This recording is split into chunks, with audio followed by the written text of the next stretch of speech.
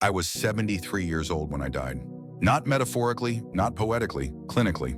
Flatline, no pulse, no oxygen to the brain, 2 minutes and 16 seconds.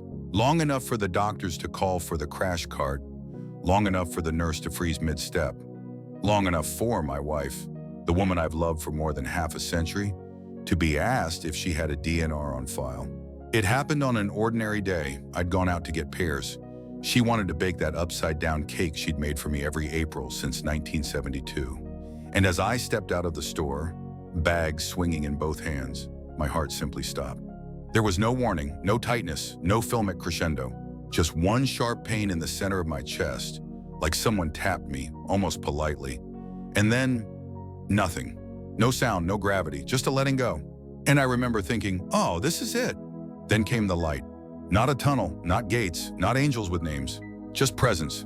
Warm, boundless, unfathomably still. I wasn't floating, I was the air. Time didn't stop. It simply stopped mattering. I felt no regret, no fear, no pain. I felt free, weightless in a way I didn't know was possible. Like everything I'd ever carried. My back pain, my broken ribs from the war, the unspoken things had been peeled away. And something in that light was calling me. Not a voice exactly, more like a feeling, a promise that everything would be okay. Not in this life, but in something bigger. And I was ready. I was ready to rest, to dissolve, to stop caring, to let go of everything. But then, just as I began to surrender, something pulled. Not from above, from below. From the other side of that light, two eyes, brown, tired, overflowing with everything we'd ever shared. And I knew them. Not just in memory, in the marrow. It was her, my wife.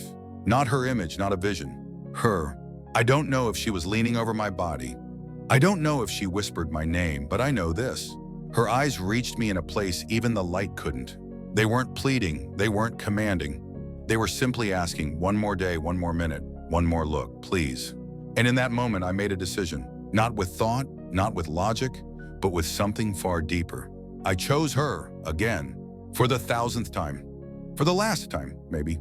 For the best time. I turned from the light toward the pain, toward the ribs that would crack beneath CPR, toward the scar I'd carry on my chest, toward her, because if eternity had peace, she had purpose, and I wasn't ready to give that up.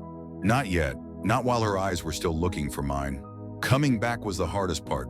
No one tells you that. They talk about the light, the floating, the peace, but they never talk about what it feels like to re-enter, to come slamming back into a body that had already started letting go. It felt like drowning in air. First pain, then cold, then sound. Too many sounds. The shriek of machines, the crackling urgency of voices, rubber soles against polished floor. Beep, beep, beep, sharp, relentless, real. My eyes wouldn't open, my throat was burning. There was a weight on my chest, not emotional, physical, as if the air itself was sitting on me. I heard someone say, "We've got a rhythm." And another whisper, 2 minutes and 16, that's the window. The window. I'd been on the other side of it. And now I was back, thrown through the glass and left bleeding on the floor of my own reality. But the only voice I searched for was hers. I don't know how she got there so fast. Maybe she felt something. Maybe the world bends for people who love you like that. But she was there. At first, I thought I imagined it. Her hand on my forearm, her fingers trembling, just barely, as they brushed mine. And then I heard it, her voice. Not loud, not panicked, just there. "I'm right here." She didn't say anything else. Didn't ask where I'd gone. Didn't beg me to stay. She knew. On some level, she must have known I'd already made the choice. That I was fighting through fire and broken ribs in a fog that made every breath feel like climbing a mountain. Just to get back to her. The doctors kept their distance after that. Nurses came in, checked vitals, scribbled notes. But she never left my side. She held my hand like it was keeping me tethered to this world. Like if she let go, I might slip through again, and maybe I would have. I was too weak to speak, too dazed to nod. But I looked at her, eyes wide, chest aching, and she smiled.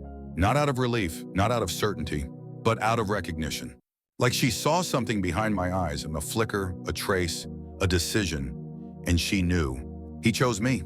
That night, when the machines softened and the hallway went quiet, she laid her head on the edge of my bed and whispered, "Thank you for coming back." And I wanted to say, You were the only reason I ever would, but I couldn't yet. So instead, I squeezed her hand, barely, weakly, but she felt it, and that was enough. The first words I said weren't grand. They weren't poetic. They weren't a confession of what I'd seen beyond the veil. They were, quite literally, "Where's my wife?" My throat was raw. Each syllable came out like sand, but the nurse heard it and smiled. "She hasn't left," she said. "She's been here since the moment they brought you in." Of course she had. I turned my head, barely, and there she was, curled in the uncomfortable hospital chair. One hand folded into mine, her chin resting on her chest, fast asleep. And for the first time since waking, I felt something like peace.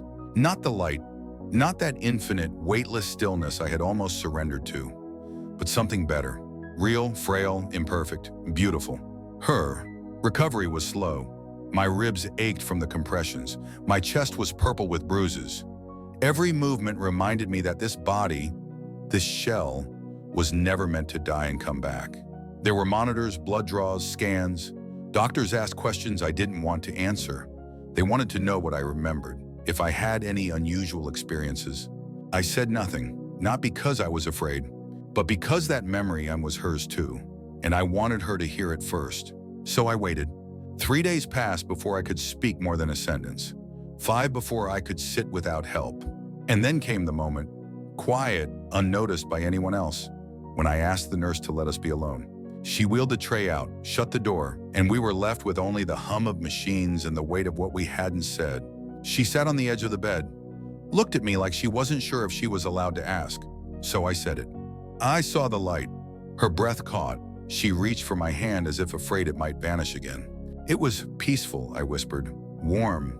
It felt like everything I ever missed. She nodded silently. But I continued, I saw you. And now her eyes filled. I didn't hear you. I didn't see your face, but I felt your eyes. Through everything, calling me. Her lips trembled. She said nothing. I kept going. I don't know how or why, but I turned away from that light because I knew whatever was waiting for me there, your eyes were still here. She broke then, covered her mouth, sank forward onto my chest. We didn't cry like in movies. No dramatic sobs, just quiet, exhausted release.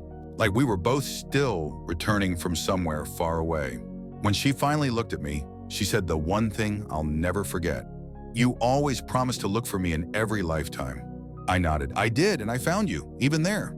From that day on, something between us changed. Not love, that was always there, but clarity. I knew why I had come back. Not to finish a job, not for one last moment, but for her, for all the moments, however many were left. Home felt different after you die. Not dramatically, the walls were the same. The rug still curled at the corner. The kitchen clock still ticked half a second behind, but everything looked like it had been lightly dusted with gold. Because now I was seeing it all as a man who had almost left it. She held my elbow as I stepped into the house. My legs trembled. My breath came short. But I walked, because this was the place I came back for. The living room, her reading glasses on the armrest. The framed photo of us in Venice, slightly crooked. The tea stains she'd tried to scrub from the carpet a dozen times but never quite could. I touched it all like it might vanish, like I was dreaming, and any moment I might snap awake and find myself floating back into that blinding quiet. She made me tea, sat beside me while it steeped. We didn't speak much, didn't need to. Every creak in the floor, every breeze through the curtain, every glance she gave me as she stirred the cup, said more than 1,000 words ever could. That night, I asked her to leave the light on. I lay in bed, watching the shadows on the ceiling, listening to the soft rhythm of her breathing beside me. And I thought about what I'd seen, that glowing silence, that welcoming stillness. It hadn't been frightening. But now I wondered if I'd misunderstood it. Because that light, that pull and was warm, yes, but it didn't have her eyes. And when I looked at her, even now, wrinkled, tired, brushing sleep from her brow in the half-dark, I saw something brighter than anything I'd seen beyond the veil. Her, not perfect, not otherworldly, but mine. In the days that followed, I found myself memorizing her all over again. The way she buttered toast only halfway, the way she hummed out of key when she washed dishes, the way she paused mid-sentence when trying to remember a name, and then laughed like forgetting was just a game.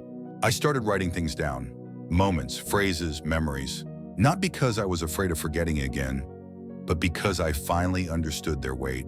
Life wasn't made of miracles. It was made of glances across breakfast, of fingertips grazing in the hallway, of someone sitting beside your hospital bed, holding your hand like it still meant something sacred. One afternoon, she caught me staring at her. She looked up from her book, blinked. What? I shook my head. I just realized. When I saw that light, I thought it was the most beautiful thing in existence. She tilted her head. But now I know, I said quietly. I'd seen it before. Every time I looked at you. She didn't answer. She just reached across the table, took my hand in both of hers, and smiled through tears. I don't think I came back the same. People like to say things like second chance or a new lease on life. But it wasn't like that. It wasn't a reset. It was a reminder that life isn't about years, it's about choice, and I chose her. Not once, but every day since. The man I was before the heart stopped. He lived in routine. Coffee at 7, newspaper folded just right, shoes by the door. I loved her then, of course, fiercely. But I hadn't realized how much of her I'd stopped noticing. The way she talks to the kettle when it whistles. The way she still checks if I've eaten, even when she's the one who cooked. The way she brushes lint from my sleeve like she's still trying to impress me. These days I notice everything. And not out of fear. Not because I'm waiting for my body to betray me again, but because I know now it changes things. I stopped rushing, stopped trying to fill the day. Now I sit longer at the table. I hold her hand during car rides. Sometimes we just sit in silence watching the trees move. She teases me about it, says I've become soft. I laugh. But the truth is, dying made me tender. Not weaker, just more awake. And I've stopped pretending we have forever. We talk about things we avoided before, about what comes next, about what she should do if I don't come back next time. But there's no fear in her eyes anymore. Just love, just presence. We've made peace with what waits for us, because we've already looked it in the eye. And I turned away from it for her. That moment changed me, not just spiritually, but down to the way I say her name, down to the way I answer when she asks, "Are you okay?" I don't say, "I'm fine." I say, "I'm here," because that's the only answer that matters. And if I get tomorrow, just one more tomorrow, I'll say it again. Sometimes I lie awake at night and wonder, what if I hadn't come back? Would she still sit by the window with her book? Would she still make 2 cups of tea out of habit just in case? Would she have smiled for others while carrying a silence only I would have understood? And I think I'm glad I don't have to know, because I chose her in that moment, in the light, in the silence between heartbeats. I chose her laugh over peace, her hands over stillness, her eyes over eternity. And if I had to choose again, I would 1,000 times. Because there are some loves that don't end with the body, some that live between worlds, that tether you back to breath, with nothing more than a look. And hers did that for me. I didn't come back to finish something big. I didn't come back for legacy or closure or a second chance at some dream. I came back to look her in the eyes and whisper, "I'm still here." Because love like this, it doesn't need to be shouted. It only needs to be chosen. So if you've ever stood at the edge, if you've ever felt like slipping away or like you don't matter anymore, remember this. Someone might be holding your hand right now, or thinking of you, or waiting quietly to see if you'll stay. And maybe that's reason enough. If this story stayed with you, subscribe for more like it. Like the video if it touched something in you, and leave a comment, even just a name or a single heartbeat, so someone else knows they're not walking alone. And if you missed our last story about the woman who beat dementia because her husband told her their love story every day, go listen to that one next. Because sometimes it's not the light that saves you. It's the person who still sees you in the dark